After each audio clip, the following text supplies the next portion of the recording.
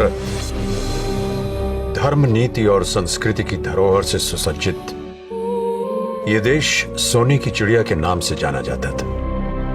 इस मिट्टी का इतिहास जितना पुराना है उतना ही रोमांचक भी।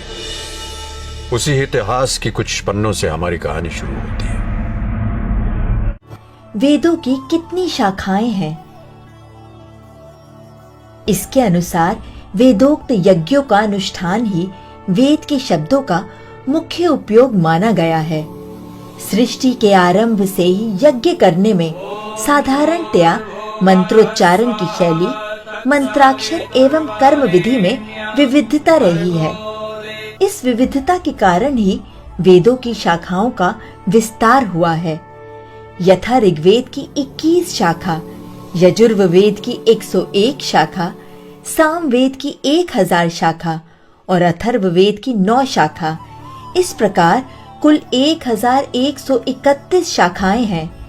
इस संख्या का उल्लेख महर्षि पतंजलि ने अपने महाभाष्य में भी किया है।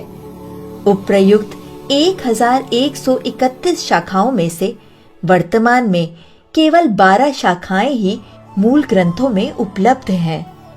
ऋग्वेद की 21 शाखाओं में से केवल 2 शाखाओं के ही ग्रंथ प्राप्त हैं, शाकल शाखा और शांखायन शाखा।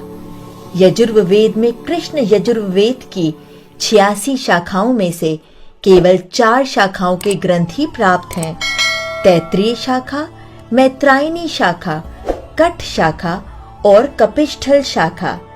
शुक्ल यजुर्वेद की 15 शाखाओं में से केवल 2 शाखाओं के ग्रंथ ही प्राप्त हैं, मध्यांदिनी शाखा और काण्व शाखा।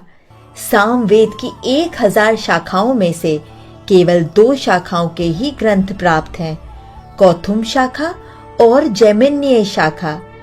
अथर्ववेद की 9 शाखाओं में से केवल 2 शाखाओं के ही ग्रंथ प्राप्त हैं, शौनक शाखा और पिप्लाद शाखा। उपर्युक्त 12 शाखाओं में से केवल 6 शाखाओं की अध्ययन शैली प्राप्त है, शाकल, तैत्रीय, मध्यांदिनी, काण्व, कौथुम तथा शौनक शाखा।